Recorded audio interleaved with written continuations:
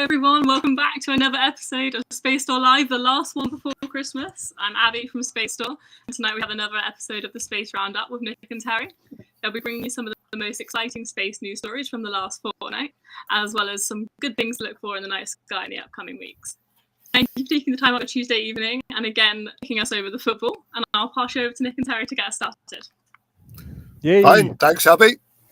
Good We to be got back. we got an audience last time, and there was football on and the launch, so we're quite pleased about that. And thank you. It's a massive thank you to anyone who does actually watch us live, and we know that we get quite a considerable number of people watching us after the show. But if you're watching us live, thanks very much. We always love getting questions in the chat. So if you are listening in live and you fancy just popping a question in there, please do so. We always love just going off on tangents and like talking about all sorts of stuff that's happening. Before we start with the first story, the main one, which is the first opening story, which is the ExoMars launch, we've got to talk about Artemis as well. Obviously, Artemis is on its way back now from the moon after a record-breaking flight, the farthest away any human-rated land kind of capsule landing system, whatever, has ever been from the Earth's surface, which is quite impressive in its own right. What's interesting about the approach is that if you don't know this, during the Apollo missions, when the landers came back from the moon, if you're coming back from low Earth orbit, from say the International Space Station or in the old days the Mir spacecraft, you're orbiting the Earth at around about 17,500 miles an hour. So your entry velocity is around about 17,500 miles an hour. Now, in the old days with the space shuttle, for example, it was quite a controlled entry, and you know a lot of the astronauts who flew on the shuttle loved it because it was quite a smooth takeoff, quite a smooth landing. Obviously, with Orion and Artemis, we're back to the Apollo kind of style of landing and launch systems where we've got an incredibly large rocket generating over 8 million pounds of thrust taking you off. But then after you've come back from the moon, you're in a capsule that basically has an absolutely critical entry interface angle. If you get that wrong, you die. If you've seen the movie Apollo 13, you'll know exactly what I'm talking about. You either burn up or you bounce back into space. That's the thing with the kind of conical capsule. The other thing that you may not be aware is that the entry velocity of these capsules is somewhere approaching 25,000 miles an hour. So getting it right is really, really, really important. And what's interesting, Terry and I were talking about this just before we came on air. Artemis, they haven't tested the life support yet. They've tested the nitrogen part of the nitrogen-oxygen mix that you need to breathe, but they haven't tested the rest of it. And they say, oh, we're going to do lots of ground-based testing.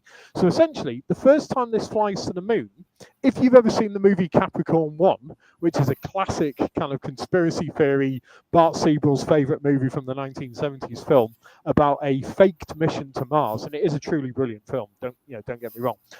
That's where they basically had to hoik the astronauts out of the capsule before it took off because the life support system wasn't going to work and it wasn't going to sustain life.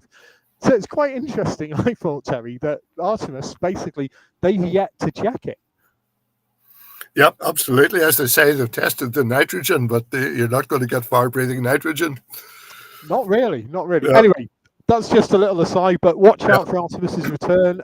It's been a really successful mission. They have had 13 failures, which is pretty good, actually, in terms of the number of things that potentially could go wrong. The most critical one, I think, is the star trackers didn't work, which is kind of a bit worrying when you're looking for orientation or what have you. But anyway, I'm sure they'll get all that fixed. And anyway, there we go. So moving on. European Space Agency. So the ExoMars mission. Now, this is quite interesting in that it was dead. It was like, it wasn't going to happen, and they were looking at Airbus. Airbus and Stevenage and various other locations around Europe have been working on this for years. And one of the things they were working on was kind of refactoring and redesigning it, potentially as a lunar lander. So they were looking at a lunar rover, lunar exploration. This is now completely gone by the wayside, as the European Space Agency have got a record-breaking, budget-busting 17 billion, that's right, 17 billion approximately dollars or euros, roughly about the same thing at the moment, from all of the member states in the European Union, of which nearly 1 billion of that has been dedicated towards getting ExoMars to Mars. Now, the interesting thing about this is that obviously due to the Russian ongoing situation in Ukraine, they can't use the Russian launchers anymore. They can't use the Russian Kazachok landing system anymore. The other things that they can't use that they didn't have, the European Space Agency has a kind of blanket moratorium, as it were, really, on the use of radiothermoisotope generators, RTGs, for nuclear power. So they're having to use some of NASA's RTGs for this as well. So the powering system from it is going to be coming from NASA. The upshot of that is that because NASA are providing the RTGs, or hopefully, and we say hopefully because NASA have yet to respond to all of these requests and budget updates and suggestions from the European Space Agency, they've got to use a US launch system because you cannot export the RTGs out of the United States. So there's all sorts of constraints coming on here. On top of this, the Russians, the situation is still bad. We had the Russians, obviously, a few months ago threatening the International Space Station, threatening the Canadarm2 on the ISS. Dmitry Rogozin, who was formerly the head of Roscosmos, is now parading around in military uniforms in the Ukraine and pretending to be some kind of super soldier. But it's good that it's back because obviously ESA had a considerable amount of difficulty. They've never yet landed anything successfully on the surface of Mars. They've tried on multiple occasions, most notably from the UK perspective. We had the Beagle 2 lander some time ago now, which on Christmas Day, unfortunately, it did land. EDL was pretty much awful, but it wasn't able to unfurl one of its solar panels and therefore wasn't able to, kind of manage the radio transmissions to orbit, which is a real shame because the images from orbit from the HiRISE camera have demonstrated that they did actually successfully make it down to the surface. And considering the budget for that thing is less than, and we're talking about the World Cup at the moment, less than the cost of Cristiano Ronaldo or any other, or Lionel Messi, any of these really mega paid players, was quite an achievement. ESA then tried with Phobos Grunt as part of the mission to land something on the surface of Phobos with the Russian launchers. Again, that failed in low Earth orbit. And then most recently, they had the kind of catastrophe with the Schiaparelli lander, where Tracecast Orbiter, ESA are very good at putting orbiters around Mars. They've done it many times very successfully, Mars Express, TGO, etc., all working flawlessly. It's getting stuff down to the surface. And the last time with Schiaparelli, it smashed into the surface, dumped a whole ton of hydrazine all over the Martian landscape, which wasn't really good. So fingers are definitely crossed. But as I said, you're looking at, I think it's about $975 million that has now been allocated for this redesign. The interesting question I think with this is whether or not it's still worthwhile and or viable, because they're looking now at a launch window, and this is if everything goes to plan and the Americans get on board, all of the landing system, and they've got to use US retros as well, developed by Rocketdyne, the people that worked on the Apollo, some of the Apollo engines, etc. There's a lot that's got to come together, and you think, well, it's 2022 now. It's only 6 years. There's loads of time. Trust me, in terms of space mission planning and design, 6 years is that quick. It really goes by incredibly quickly. So, in the next 6 years, they've got to get everything ready. And with the Mars-Earth orbit kind of positioning of the orbits, they've really got to get it ready for that launch window. Because if they miss that launch window, you're looking at 2 years before you've got another viable launch window. It's risky. It is risky, and there's an awful lot of money going into this. And as I said, they've had no success. Hopefully now with a US landing system, and the US have proven their landing systems on multiple occasions, both with the airbags, with Spirit and Opportunity, and obviously with the Sky Crane, Perseverance, etc. They've done a really good job on this. So I'm hoping now that Europe finally get a lander onto the surface of Mars. But as I said, it's whether or not it's worthwhile, because Elon Musk is now almost about to start testing Starship, and he's planning that.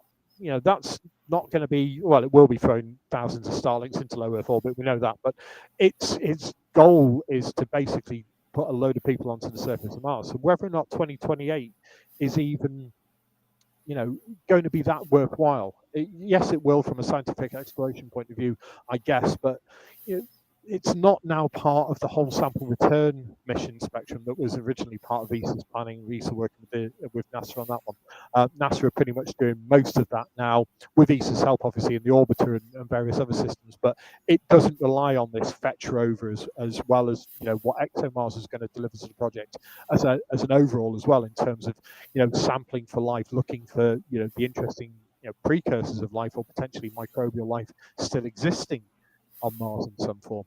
The reason I say is it worthwhile is we may even have boots on the ground by then. If Elon Musk, and you'd never bet against him, In terms of a NASA mission to Mars, we're probably still many, many years away. And nobody's going to Mars in an Orion, let's put it that way. I mean, it's a tiny capsule by most standards. It's bigger than Apollo was, bigger than the Apollo command module, but it's not a Mars duration mission capsule by any stretch of the imagination. I don't know what your thoughts are, Terry, but it's good to see it's back, but I don't know. Yeah, America obviously gets something out of it. They would get a lot of science participation if they go in on the mission. I think there might even be a little bit of politics in this. It would be another one in the eye for Russia if they managed to say, right, you were to do this, we kicked you out, and now we've done it successfully ourselves. That would be ESA plus NASA. So if you don't do it, Russia could be saying, gloat, okay, without us, you weren't able to do it. You can't do it. So you could sort of look at it that way. But yeah, I don't think Musk will get people on Mars that quickly. I honestly don't. I don't think he'll get people that quickly. It's just, when you say about the gloating, don't forget, NASA pulled out of this originally. This was originally a NASA ESA mission. Yeah. So I don't think the gloat factor, someone like Putin will just say, well, you had to go back to them because they're your only option and you can't do it on your own.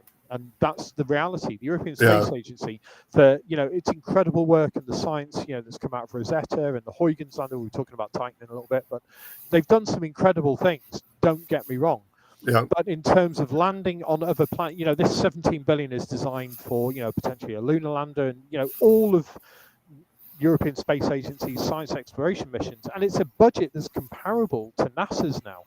In terms of NASA's budget, it's around about $19-20 billion a year. This at 17 billion, which is the highest budget ESA have ever managed to get from the ministerial conferences, when all of the different member states come together, is a significant budget, and they will be able to do some remarkable science. But it's throwing a lot of eggs into a basket that they've yet to prove, and I guess they've got to do it. They've just got to keep trying. Yep, is the upshot. I don't know about the gloat factor though. Yeah, I don't know. That's just my speculation. The other angle is that, as you were saying, it's Rocketdyne that'll be building the thrusters that will actually get it on the surface. Yep. So I would trust ESA to get it to Mars. Now, I know it's not the same as getting James Webb to Lagrange 2, but that worked so flawlessly that you have to say, like, ESA have probably got all their ducks in a row, as they say. They've really got their quality control. If they get it to Mars, and America has the experience in getting things down soft onto the surface, I would say there's a reasonably high chance of success. I'd say it's a much higher chance than using the Russian systems, definitely. And as you said, I mean, they've hit the nail on the head every time, pretty much, with their orbiters. Rosetta was an absolute masterclass in orbital dynamics. What they did with that, Huygens is still, they talk about Rosetta being the Apollo of ESA. I completely disagree. I think Huygens was the Apollo of ESA. Landing that on the surface of Titan was just off the scale brilliant. Really was. So, it'd be good to see where they go with this one. Anyway, that's our first Mars story. Moving on to our next Mars story. Yeah. This one's a bit of a banger. Yeah, this is going back a little while, about 3.5 billion years to be precise, as far as you can be precise going that far. And this is fascinating for a whole lot of angles. I mean, one of the really important things that we have found out about Mars is that at an early stage, there was a lot of water there. And water, of course, raises the possibility of life. And almost all the missions now have at least part of their objective to search either for life or for signs of past life. So the water angle is critical.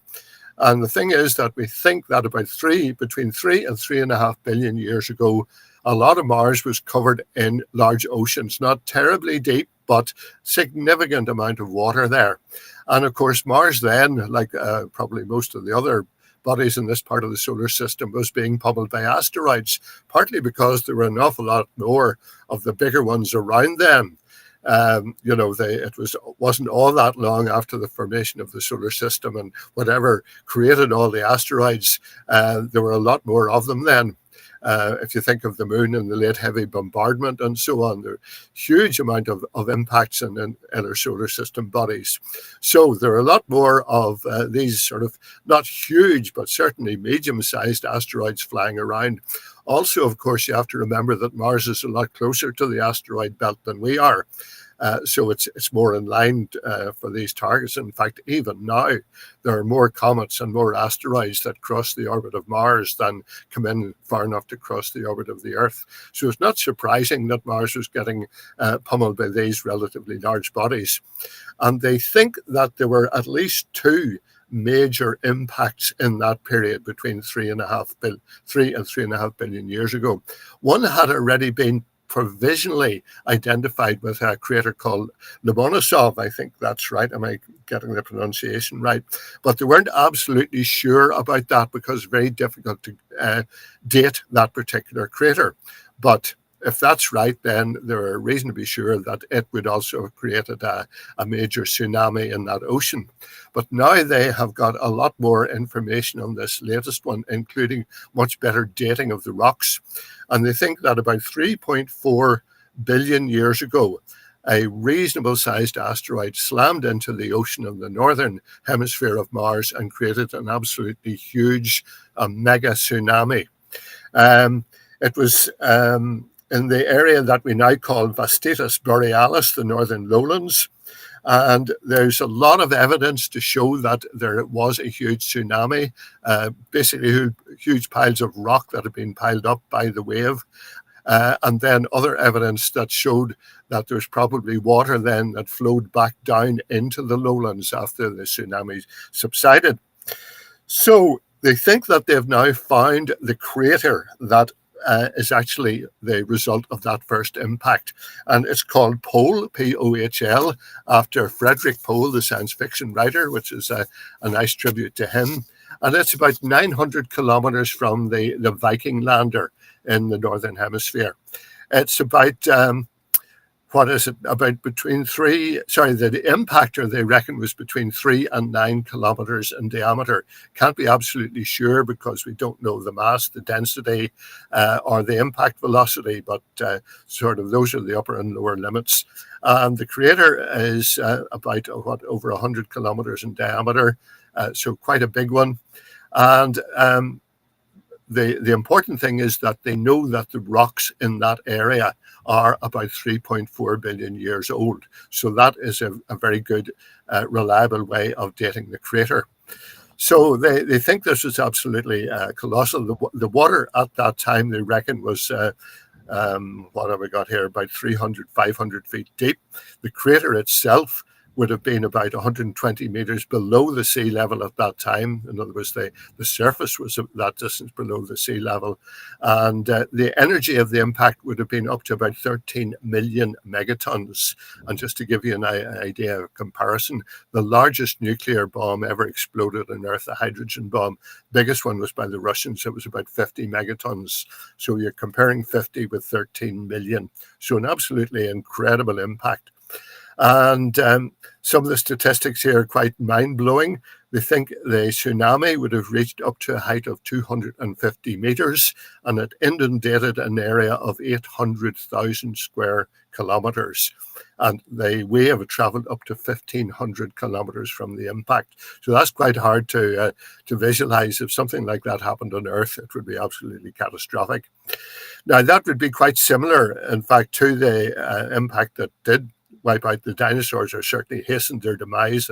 Chicxulub impact in Mexico, it also landed in shallow sea area, and they can tell quite a lot from the debris that was distributed from that, just what the area was like. So something similar happened on Earth. That object was probably slightly bigger, but then Mars is a smaller body, so the effect on it proportionally would have been greater. So the younger crater, as I say, Lomonosov, we're probably going to now try and date that more accurately and see if it was responsible for the second impact, which was about 3.1 billion years ago. But this one now, they're reasonably sure Pohl crater is probably the result of the impact that caused that mega tsunami. So it would have been interesting to be, say, on Phobos or something, watching that as it happened. What do you think, Nick? It is. There's a lot of interest in this. I mean, if you've got an impact on that scale, when you only have effectively a 500 meter deep at the maximum ocean, for want of a better term. I mean, we know that Mars is covered in liquid water at some point in the past, and potentially huge lakes / oceans dotting around the surface. An impact of that scale with an escape velocity like Mars has got, you'd be looking at potentially the impact that could have stripped most of the atmosphere, could have stripped most of the water, because it would have turned a lot of the water directly into, it would have vaporized it. Not only would you have had a tsunami in terms of the impact, but you would have vaporization of the water from the impact energy as well.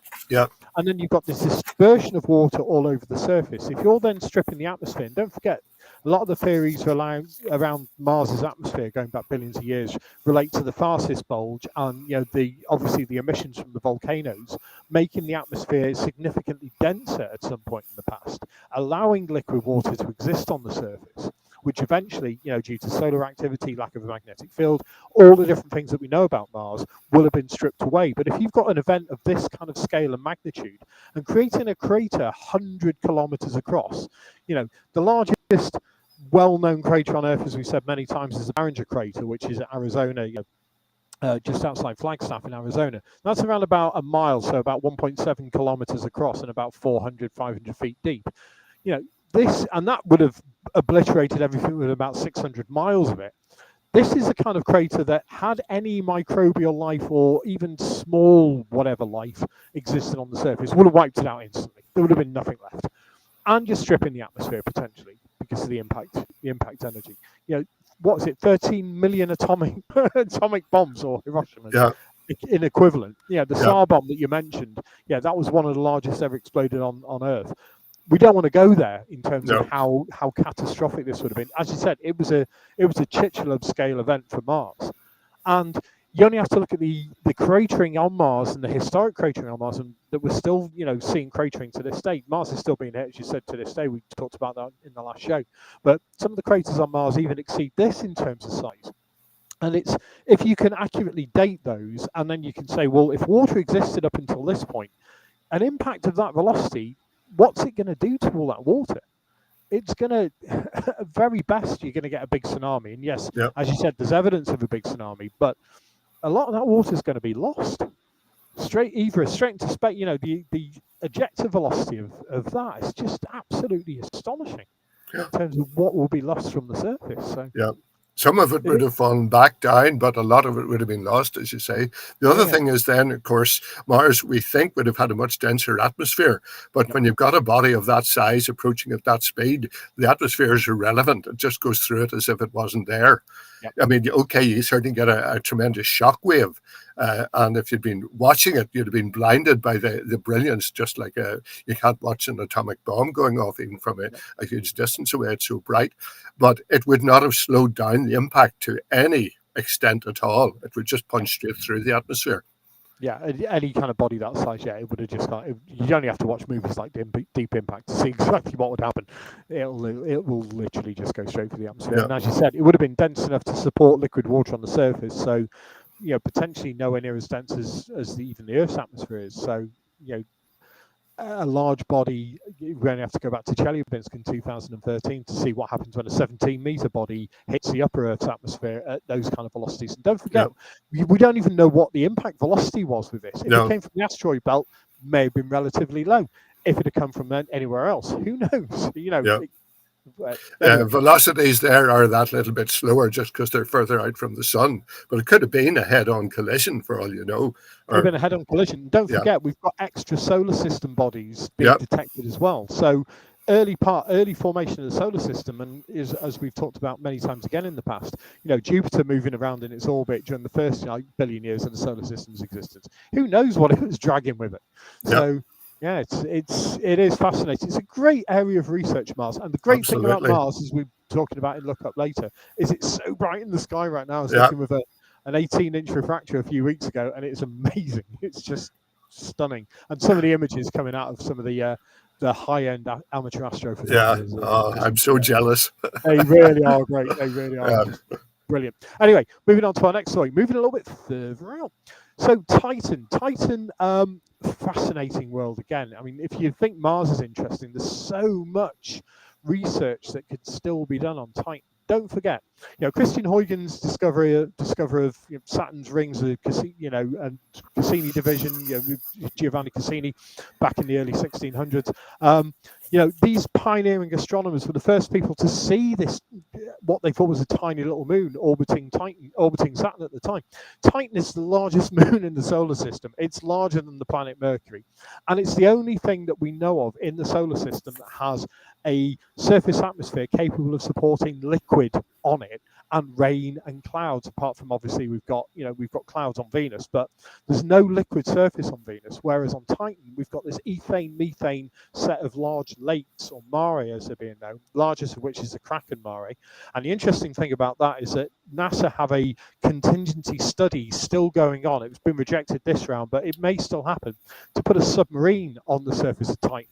Now, if you imagine what they've done with Ingenuity on Mars, and there's the Dragonfly mission that is still now ongoing, is moving into a more advanced research stage, potentially going to Titan, to fly through Titan's atmosphere, and being a much denser atmosphere, it's going to be potentially an easier job than they've had even with Mars with the Ingenuity helicopter. But can you imagine a combination of that helicopter and the submarine going through the lakes? Now, what's interesting about this is now with the James Webb Space Telescope, we can almost do live meteorology on the moon of something orbiting a planet 900 million miles away. And that, to me, is absolutely mind-blowing. We've had this capability for some time with things like the Keck telescope. So the image you can see on the screen right now, the left side is from the James Webb Space Telescope taken on the 4th of November this year. And then, because the James Webb Space Telescope, time allocation on that is so limited for any research project at the moment, but the astronomers love to have any time on it because it's so big, so powerful, that even a very small amount of time will give them an inordinate amount of data. So astronomers have put in a request to observe Titan for, I think it's around about 15 hours this year. They've been allocated time. And the images that have come back are amazing, principally because the cameras and the James Webb Telescope's capability allows it to peer through the atmosphere, not only with the cameras, with things like NearCam, etc., but also with its onboard spectroscopy system. So you've got a spectroscope in NearSpec, you've got NearCam, which is near infrared camera. That can not only look at the clouds, the upper cloud deck, but it can kind of slice through it. And the NearSpec instrument, which is another instrument, allows them to go even deeper and really look at the detail in the composition of the atmosphere. Now, what the astronomers found when they looked at it, and they know what Titan's surface looks like now because the Cassini spacecraft orbited it many times. The Huygens spacecraft basically came in and landed, which, as I said, I still think is ESA's greatest, finest hour, incredible achievement, landing on the surface of Titan, being so far away and transmitting from the surface, not only from the surface, but during the entry and descent as well. And almost, not live, but within a few hours, photographs coming back and video coming back from that entry was remarkable. So we know what the surface looks like. We know where the lakes are. We know where the kind of bright spots, as it were, in terms of telescope observation should be. What the James Webb detected was clouds. Now, being able to image clouds on a moon 900 million miles away, just think about that. Yes, we can regularly observe clouds. Even amateur astronomers are able to observe clouds, on Mars. We look at cloud systems forming near the fastest bulge, near to Olympus Mons, etc. That's been seen many, many times. We've seen planet-wide dust storms on Mars many, many times. But seeing active clouds made out of ethane and methane and other hydrocarbons, which are potentially forming over these lake regions. So one of them formed over this Kraken Mare region. And then to be able to take those images from the James Webb, and one of the benefits of the James Webb being able to image in the infrared is that because it's in orbit, it's out of Lagrange too, it's firmly protected. Obviously, it's got a massive sun shield. It's protected from the kind of glare of the sun, the glare of the Earth, and it's able to cool its instruments down and really kind of slice through.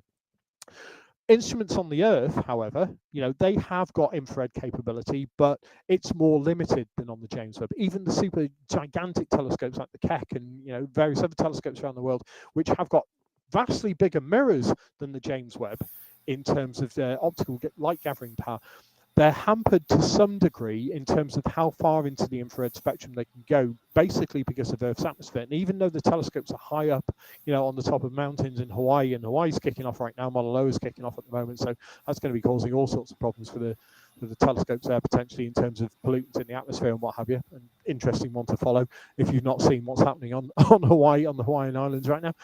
But this ability to take the images from the James Webb and then almost put out a begging letter to the Keck team and say, can you image it as well? Because we think we've got something here.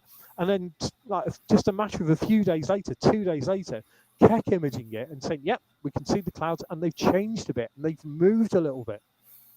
I find that almost unbelievable. It's just one of these remarkable things, that the time that we're living in, where we can do atmospheric analysis. Like I said, look at really what is making up the composition, because we've got data from Huygens, we've got data from Cassini. There's all sorts of plans to send multiple spacecraft back to Titan and multiple spacecraft back to Saturn at some point in the future. But right now, obviously, there's budgets for a Uranus mission, and we've got Europa Clipper, all sorts of things happening at Jupiter, Uranus, and potentially Neptune as well. We've had the recent success of New Horizons at Pluto. So Saturn's almost kind of being disregarded to some degree, because obviously they're still poring over the data from Cassini. Let's not forget, you've got all the data that's come from Enceladus, and now trying to send something back to Enceladus. But these images from Titan, and as I said, being able to image the rotating surface of a moon orbiting Saturn. I don't know what you think, Terry, but it blew my mind seeing these images. Yeah, amazing. I lost the connection there for about a minute or so I'm not sure exactly what you said. But one of the interesting things about it is that Titan is tidally locked as it orbits Saturn. So if you look at it when it's at one side of the planet, you're seeing one side of the moon. And if you then wait to half an orbit, which is about 8 or 9 days or so later, when it's on the other side of Saturn, you're seeing the opposite side of the moon. So you can see the whole of Titan if you can get observing time at the appropriate times. So whenever they were observing those clouds, and they could see that they'd moved slightly during the relatively short interval between the two images. Titan has not rotated significantly. It's not rotating on its axis like the Earth is. So as you know, that any movement there is actual physical movement within the atmosphere, which is fascinating. So I don't know whether they will get a chance to image it again when it's on the other side of Saturn to give a view of the other hemisphere, but that would be well worth doing. I would hope they would, and I'd hope also that the Keck team will do follow-on observations, because the other thing they detected was a very strange bright white spot at the southern pole, and they don't know what this is. As I said, Saturn, the Cassini mission and Huygens, they've mapped Titan to a very high degree in terms of extremely high resolution. We've got very detailed surface maps, from orbit. And from the landers, in terms, in certain regions, obviously from the lander, down to very kind of fine river delta level. You look at some of the images when Huygens was coming in, and it almost looks like the delta region in northern Egypt near Alexandria. It's just incredible how it looked. But I would hope that either James Webb, if they can get director's discretionary time, that used to be a thing on the Hubble. You could basically get almost like an override. So there could be science operations planned, but the director's discretionary time, they could say, okay, this is really important. How that maps against other observations of James Webb with exoplanetary atmospheres, etc., is a whole other ballgame. There's so much that the James Webb is scheduled to do in its early phase science return. But this was, I absolutely love this. Thought it's fascinating. But I'm hoping the Keck, as you said, it's gone round at least 2 orbits now since the initial. I mean, we're a month on from the initial observations, so we're looking at several orbits on. Yep. Whether or not Keck has done any follow-on observations, who knows? But that bright white anomaly at the southern pole, which isn't really clear in these images but has been detected, is something that really does need some kind of follow-on. The interesting thing as well with the clouds is their formation over these large methane, in inverted commas, water bodies. There's obviously water ice on Titan. It's too cold to support liquid water on the surface. But in a few billion years, when the sun starts expanding, who knows? It might get to become a nice little holiday destination. I'll see you there. I'll see you there in about 3.5 billion years, Terry, if Andromeda hasn't completely mashed us out of existence by then. But there we go. Which leads on nicely to our final story of the evening, which is another absolute cracker. And I know we've got people behind the scenes at Space Store really fascinated by black holes as well, but this one's a great one, Terry. Yeah. This is going back even further. We went back 3.5 billion years when we were looking at the early bombardment of Mars. For this one, we're going back 8 billion years, maybe even more. Different sources are giving different figures. Let's say 8 or 9 billion years. And this is where we have a massive black hole, not a super massive one, but a massive one by definition almost, which is consuming a star, ripping it apart, and you're going to get some incredible statistics here. They reckon it's consuming about half a solar mass per year. And it's what they call a tidal disruption event, where a star literally gets so close to the sort of the outer accretion disk, if you like, of a black hole before it's actually pulled in, that it's literally ripped apart. They talk about spaghettification if you're a human being. This is even more violent, if you like. So basically, to give you an idea of what we're talking about, the sun is 330,000 times the mass of the Earth. And the mass of the Earth is 6 followed by 24 zeros of kilograms. Okay, so that's giving you a rough idea. It's hard to get your head around, but basically the mass of the sun is absolutely incredible. And this black hole is consuming half of a solar mass per year. So how do we know? Well, because of the orientation, there is a jet which is going out at right angles to the rotation of the black hole and the disk around it. And quite often when that sort of thing happens, material is funneled out at right angles to the disk. We've seen that in quite a few other examples of things we've talked about in the past. I'm not going to go into the physics of it. It's pretty complex, but basically the material that doesn't get sucked into the black hole, which by definition does not come out again. That's what a black hole is. Any material that goes in there does not come out. But the material that is spinning around of it, some of it gets captured in a sort of almost like a tornado effect and is ejected out. And it just so happens in this particular case, the jet that is being ejected is pointed directly at Earth, which is how we can see it. So I'm going to check just on the notes here to make sure I get everything right. It's named AT to 2022 CMC. The AT is for astronomical transient. 2022 is when it was discovered. CMC is just the identifier for this particular one.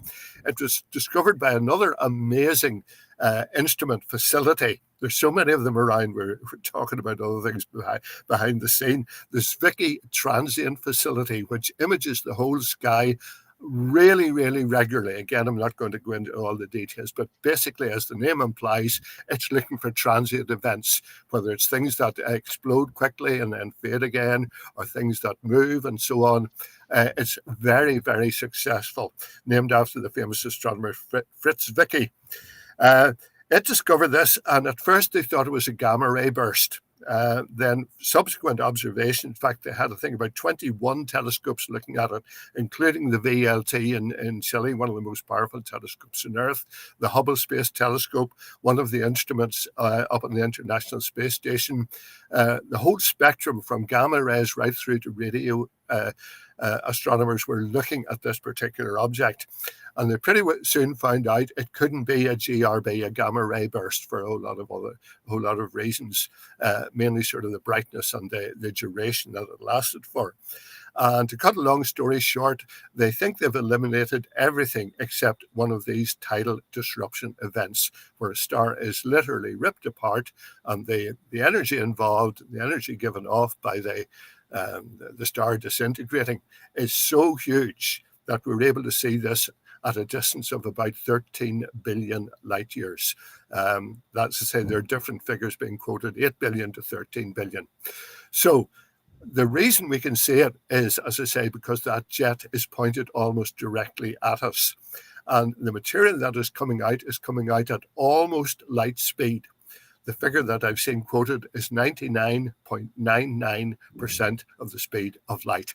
And that is almost unbelievable, because the amount of energy that you need to accelerate material to that speed is just indescribable. Literally, it goes up exponentially. The closer you get to light speed, the more energy you have to put in to get the material to move towards light speed. And as you approach light speed, it reaches infinity, which is why you cannot have any material object actually traveling at the speed of light.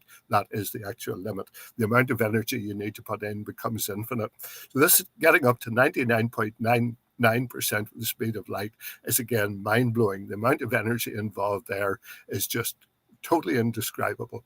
So this is what you get with black holes. They are sort of the ultimate objects in the universe, and anything that's going to be an extreme is probably going to be associated with a black hole in one way or another. So the thing about this is that they spotted it, they reckon, within a week of when the disruption event started. That means they spotted it really early. They spotted it in the invisible light as well as in the other wavelengths that I mentioned. And that's giving a pretty good handle on how this thing evolves, and a reasonably good chance that we'll be able to spot other similar events in the future and get a better idea of what actually happens. This is the sort of thing that was all predicted when Einstein first came up with relativity, the fact that there could be black holes, that if anything came too close to them, this is what would happen to them.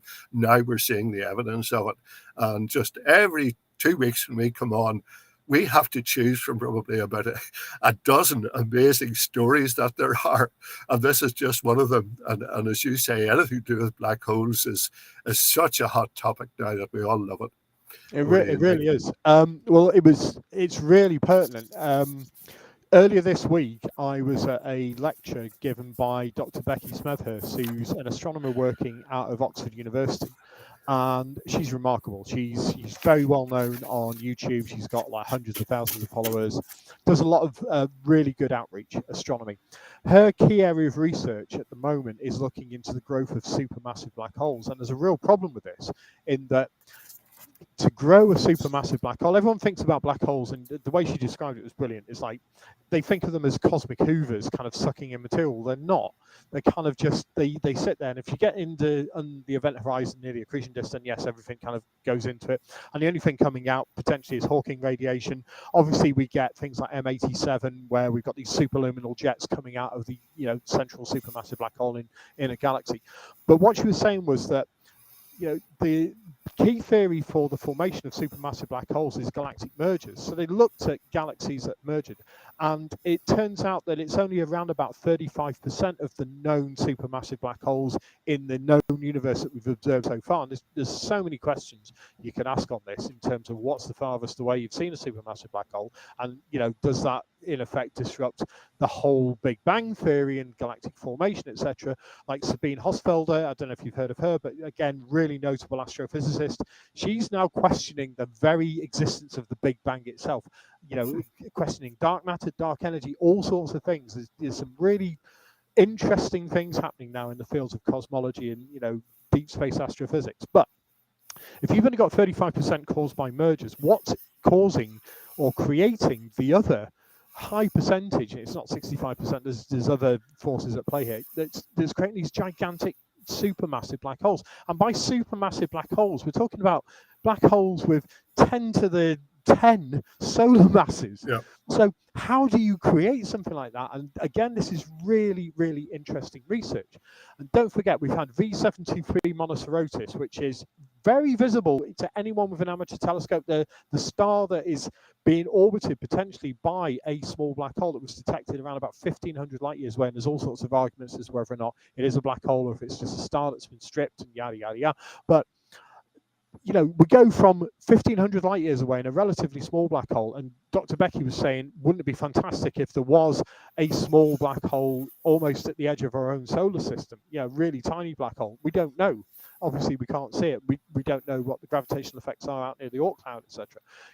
It's still very speculative, but I find this whole topic is getting, I studied this years and years ago at university, and I find this really, really fascinating again. And I was always more interested in planetary astronomy and planetary geology, but the more you kind of dig into black holes, black hole formation, and what's interesting, and it's happened this week, and we were thinking about talking about it, was the Square Kilometre Array Telescope, which is the largest radio telescope system that will be in existence.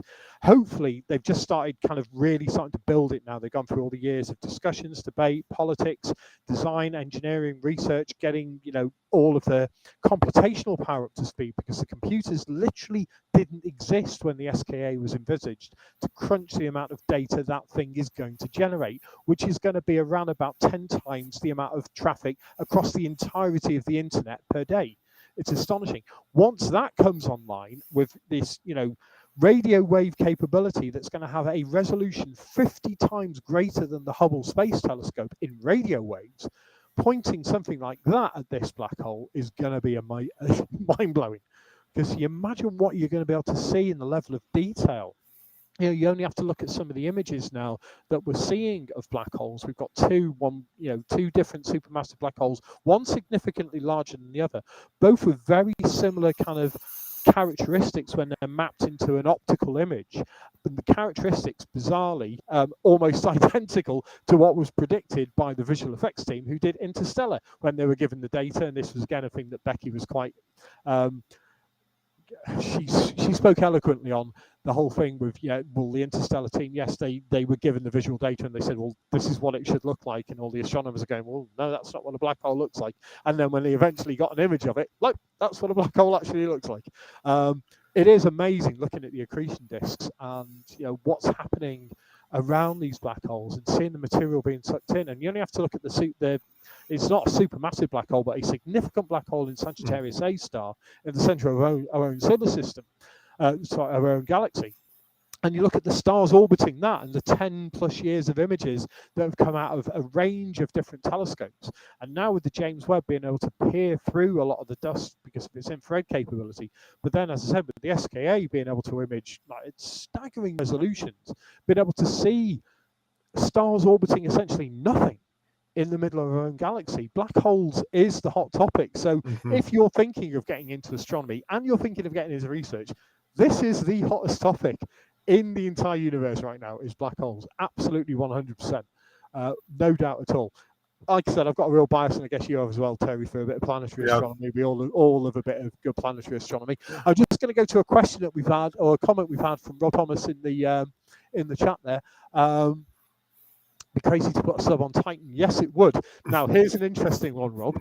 The company I work for are a big defence company, and one of the things we do is we design things like the Queen Elizabeth aircraft carrier, and we do a lot of submarine design. So we looked at the Kraken submarine design that came out of Ralph Lorenz's team over at Johns Hopkins University and various other teams around the US. And we basically said, well, it's not going to work. There's all sorts of issues with cavitation and all sorts of things when you go into submarine design, and especially with methane, because you've got completely different liquid properties for methane than you have for water. So yes, it's interesting, and we sent our research back to them and said, your sub's great, it's fantastic, it's got amazing science on board, but it's going to sink. It's just not going to work, and we proved it. With various things that we've done, it was amazing to kind of play a little part in that, and then they just blanked us and didn't even respond. But anyway, enough said on that. But yeah, it's going to be good. And how long will it last? If it had an RTG, Rob, then potentially it could last for years. This is the thing. The problem with the Huygens lander was it had very limited battery life. It was like putting a laptop on the surface of Titan. You essentially had whatever your battery life was on your laptop. So I think it was about 10 hours they managed to eke out of it, due to the low temperatures. If you put a fully functional RTG into something like this, and I don't think the submarine design is a good one. I think what they should do is almost build another Huygens, slightly larger maybe, put a helicopter capability or a micro helicopter like Ingenuity inside the top of it. So when it lands on the Kraken Lake, and that's obviously the intent, is to put it on the Kraken Lake, it can then fly off, do some scouting around, maybe use imaging if they've got imaging capability on the helo helicopter at that point to feed back to the submarine. But then also with the submarine, if you've got a surface vessel like Huygens, you could almost have a micro UUV come out of the bottom of that, tethered or untethered, that could then scout around inside this lake and then go back to the base station, which is the main kind of lander, as it were, the Huygens 2 lander, as it were, which can then uplink the data to an orbiter and then send it back to Earth. Anyway, that's what we proposed. So if you're listening, Mr. Lorenz, and I love your work, you are a paper genius. You are kicking out more science than pretty much half of the astronomy community anyway. You are an amazing guy, but if you're listening to this, that's how you want to do it. Trust us. You absolutely have to have an RTG for that, for not only for propulsion, but enough temperature to keep everything working, and then to send a signal up to the orbiter, and that orbiter to send it back to Earth. It's doable, but it's a lot of new science in that. And well, Yeah, sorry, go on, Terry. I was just going to say, quite difficult to test here on Earth. I don't know where we have a liquid methane lake big enough to test one in. Well, this is the other thing, is that they were planning. The original plan was to send almost like an X-37B mini space shuttle to kind of deposit it on the surface, because with this original submarine, the submarine was quite substantial. I think it was about 7 or 8 meters in length. It was quite a big thing. Whereas Huygens is about the size of that. It's about coffee table size. If you've ever been to the Science Museum in London, it's a big old beast, but it's kind of manageable. It's Beagle 2 kind of size, or a little bit bigger than Beagle 2. Oh, go on. Then a big ichthyosaurus comes along and goes, and that's the end of it. Well, if we can stand the temperatures on the methane, right? But yeah, it's going back to the black holes. If you get a chance to listen to Dr. Becky Smethurst in a lecture anywhere, jump on it. She is utterly brilliant, and it really got my imagination kind of sparking. It's like, well, what about this? What about this? And what if you detected a supermassive black hole? If they detect one out of the kind of Z numbers that the James Webb is currently hitting, and detecting everywhere the James Webb's pointing right now, there's galaxies, just millions of galaxies. And then you've got things like gravitational lenses, supermassive black holes. You've got the whole ability to gravitationally lens. So going further and further and further back, if they were to say, we've got a supermassive black hole at a ridiculously high Z number, galactic formation theory's gone out the window. It's just gone. Because you can't create something that, she was saying, it takes such a long time to create. I'm sure we'll be doing stories on that in the future. There'll be more evidence coming in from Webb. So much. I'm going to have a word with Space Store to get Becky in to do a talk for the Space Store as well. But anyway, lastly but not leastly, look up for this week. And looking up the this star. week, the star of the show this month is Mars once again. Not only is it opposition, so it's at its closest and biggest and brightest as seen from the Earth. And as you were saying earlier, do have a look at it through a telescope, if possible, a reasonable power telescope, because it's not all that big. It's relatively close to us, but it's only about half the size of the Earth. So you need a reasonable sized telescope to get a look. But you'll see the main dark markings on the polar caps and so on. And amazing to think that you're looking at a planet there that has a whole lot of other of our spacecraft roaming around on it or orbiting it. But the main feature is a very rare event on Thursday morning, Wednesday night and Thursday morning. In other words, tomorrow night, basically, Mars is going to be occulted by the moon. In other words, the moon is going to pass directly in front of it. Now, Mars, as we said, was at its nearest and brightest. It's much brighter than any of the stars in the sky. And because it's at its opposition, that means it's directly opposite the sun. And that means if the moon is directly opposite the sun beside it, it must be full moon. And indeed, it is full moon. They occur within about 1 hour of each other. So the problem then is that the moon is relatively bright. Now, you certainly will be able to see Mars when it's still some distance away from the moon. As the moon gets closer and closer to it, it's going to be a bit harder to see. You'll have this relatively white edge of the moon against the red disk of Mars. But even so, you're going to get a much better view if you use either binoculars or a small telescope. And you will literally see the moon gradually cover Mars. It passes right behind the middle of the moon, so it's a sort of a bullseye hit. And if you have a telescope, you'll be able to watch the actual disappearance, which will last for about 35 seconds for the moon to actually cover the whole disk of Mars from one side to the other. Now, the time that you see it will depend slightly on where you are, anywhere within Ireland or the UK. I suggest that you start looking at about 0450. That's 10 to 5 in the morning at the very latest, because Mars will be relatively close to the moon by then. And it will last on exactly an hour. It'll pop out again, start looking at about 0550, 10 to 6. So this is definitely one for either very early risers or the really keen astronomers. But there won't be another occurrence of this that we can see until December of 2039. So it's not quite a once in a lifetime chance, but it's almost, well, once in a generation chance, near enough. You can try photographing it, just if you obviously have the high-tech gear, you don't need me to tell you what to do, but you can try photographing it just by putting a smartphone up to the eyepiece. And the other main event, which occurs before we come back, is the Geminid meteor shower, which reaches a maximum on the 13th and 14th of December. Now, as we've said, the moon will be full in a couple of days, so it'll still be relatively bright by the time of the maximum of the Geminid, so that will spoil the view a little bit. But nevertheless, you get a couple of hours of darkness before the moon rises on the 13th, and even more on the evening of the 14th, and the moon will be that little bit dimmer. On a good year, whenever there's no moonlight and good conditions, you can easily see over 100 Geminid meteors per hour from a good sight. Now, you'll not see quite so many this time because of the moon, but if you get the moon out of your field of view and have a look, you still should see quite a good view of the Geminid meteors. Interesting, because they don't come from a comet, they come from something which is, some people say it's halfway between a comet and an asteroid. Nobody knows for certain, called Phaethon, but they're unusual in that they're relatively bright because they're probably made of slightly more solid material than the average meteors which come from what we know are comets. So this is a mystery object producing the best shower every year, except this year it's not going to be quite so good with the moonlight, but definitely worth having a look. I know you're a fan of meteors too, Nick.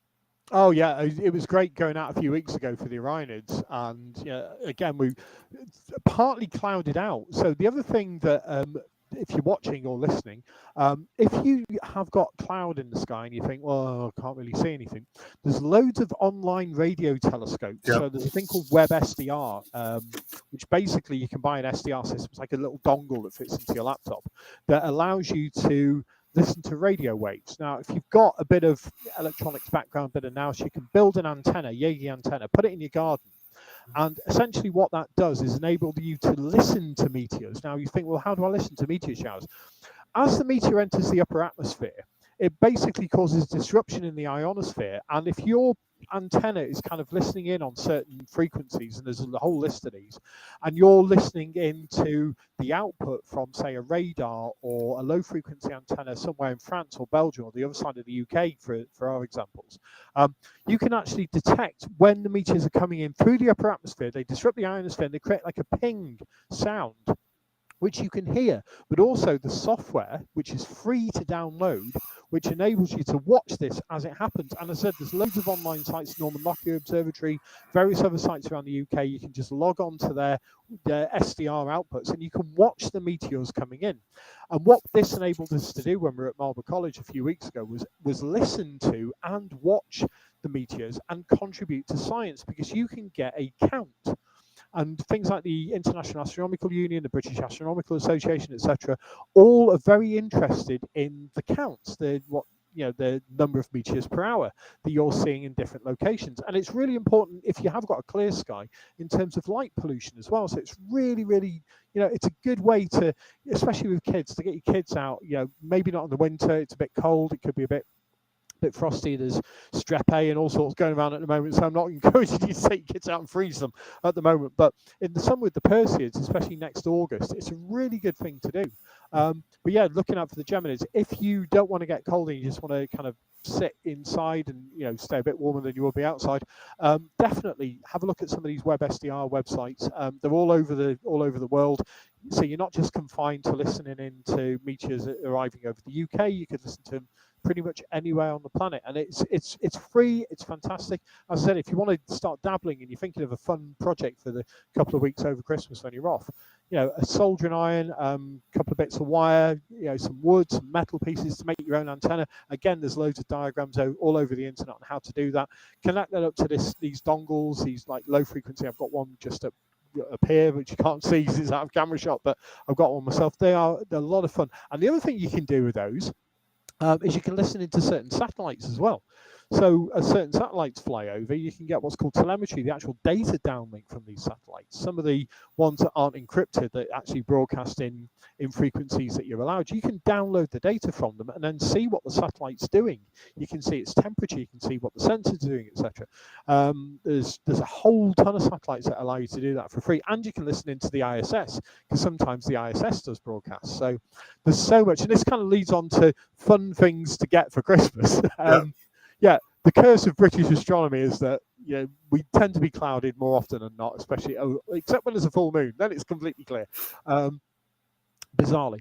But a good set of binoculars, I think you'll agree, Terry. A lot of people get telescopes for Christmas, and they think they'll buy the kid a telescope for Christmas, and it's a great thing. We're getting them involved in science, and then it ends up on the top of a wardrobe a few weeks later. Because they tend to be the low-cost ones that you get from photography shops or from certain online retailers. They tend to be very rickety. The mounts, I mean, most people who are serious about astronomy spend more on the mount than they will on the telescope in some regards. The mount, the thing that the telescope sits on, is absolutely critical. It's really stable and steady. The other thing is, because the Earth's rotating, if you've got an object in the eyepiece, very soon it's going to be out of the eyepiece unless your telescope is moving with the Earth's rotation. So those kind of telescopes, you're looking at £200-300, which may be out of reach for most people. However, a good size or a good set of binoculars will give you so much joy. You'll be able to look at all sorts. You'll be able to look at the moon. You'll be able to see, with a decent sized set of binoculars and a tripod, just a camera tripod, you'll be able to see the moons orbiting Jupiter. You'll be able to watch those over a number of hours and see them actually change position. As I said, these Webb SDR dongles, you can pick them up for about £20, about $22-23 if you're listening from overseas, or about 22-23 euros. You plug it into a laptop. It could be a PC or a Mac or even a Linux machine. You can download free software, connect up the wires, connect it up to an antenna, and I've spent hours, it sounds really nerdy, but listening into satellites, looking at the telemetry, looking at data, listening into meteor showers in the past. It's a lot of fun to do, especially if you do it with a group of friends. You can have it projected onto a big TV, and you can say, look, there's a meteor, or you can have aircraft flying over. You'll see the very distinct difference in that. The other thing I'd say recommend, and I'm going to hold one up here for astronomers, is one of these. This is a USB heated hoodie. And given the cost of living crisis right now that seems to be engulfing the whole planet, this to me was the best thing I've bought this year. You get a USB battery pack, one of those 10,000 milliamp hour battery packs that's about size of a cigarette packet in old money, as it were. It slips in the pocket of this. It will give you approximately 7 to 8 hours of glorious warmth on the back of your neck, on the back of your shoulders, front and back, and you can control it. You've got different temperature controls. There's loads of companies that are selling these all over the internet. They're fantastic not only for cost of living issues at the moment in terms of keeping yourself warm if you may be working at home, but also for astronomers, as we all know, Terry, standing outside on a cold night, you get very cold very quickly. So one of these, a USB heated hoodie with a heated hat and maybe even heated socks and gloves, job done. Anything else, Terry, in mind? Yeah, you broke up a little bit there, but I think I got the main. Those are the things I had on my list. Have to agree with you totally about binoculars, totally about a telescope. Don't buy anybody a telescope unless you know yourself how sort of to choose and use a telescope. If you're a youngster or somebody wants a telescope, definitely for Christmas, go and talk to your local astronomy club. Describe age and what sort of area you live in. Does it have to be used in your own back garden? Are you going to be able to take the car out to a dark sky site? It's so complex. There's no one telescope that is right for everybody. So talk to some knowledgeable amateurs in your local astronomy club about your particular situation, and they will advise you. Before you do that, though, however, I have to say this. I'm not getting paid to say it. Go onto the Space Store Live website and see what they have for sale. Let's give them a plug. And the other thing, certainly I would say even more than a heated hoodie, for me anyway, it's heated gloves. my fingers get cold. Heated gloves, not too expensive and well worth it. The other thing is now there is a lot of free astronomy software for your laptop. There's Stellarium, which is very good and free. Another one called Celestia.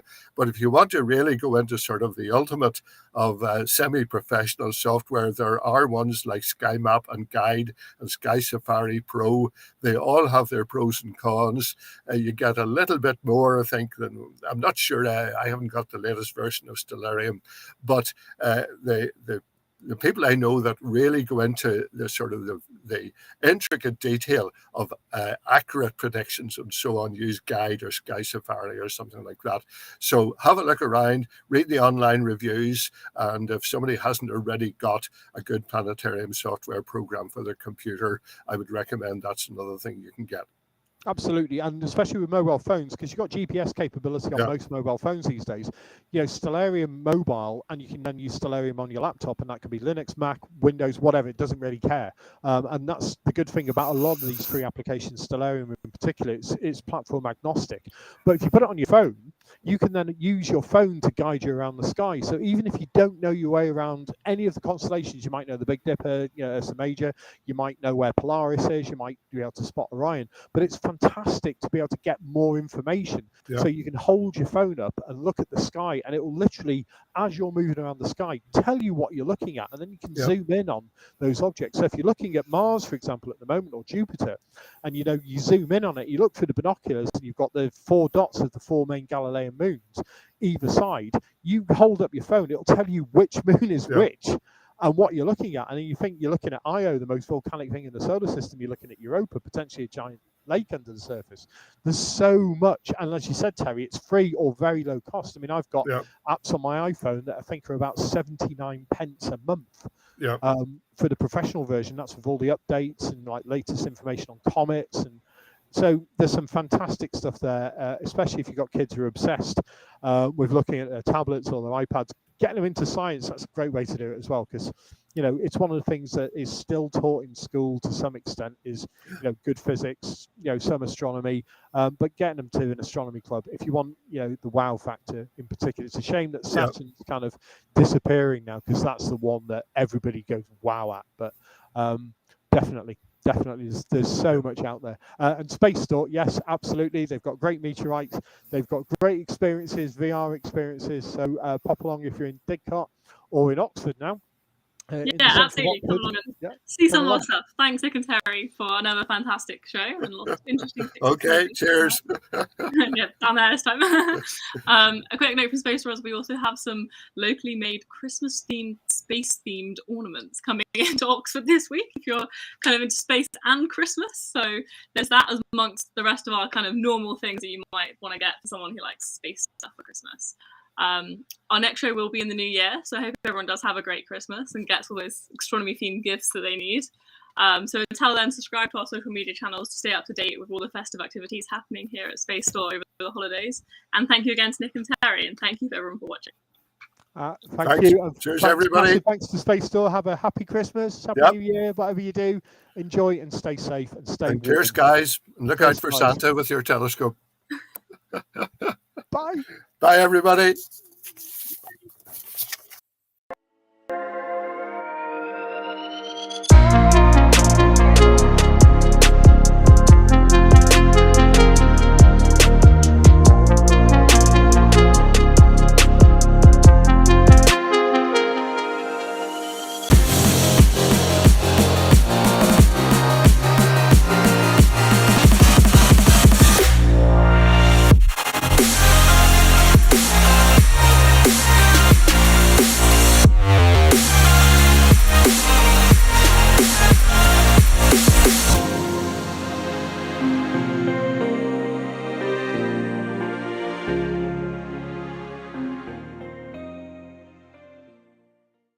Hi, my name's Nick Howes, space enthusiast, author, writer, broadcaster. Hi, I'm Terry Moseley, past president of the Irish Astronomical Association, lifelong astronomy and space nerd, absolutely fascinated by everything, both man-made and natural, up there. So every 2 weeks, Terry and I give you the latest, hottest news from space and human spaceflight, robotic spaceflight, and what's happening up in the skies. Please tune in to us every fortnight with the Space Store.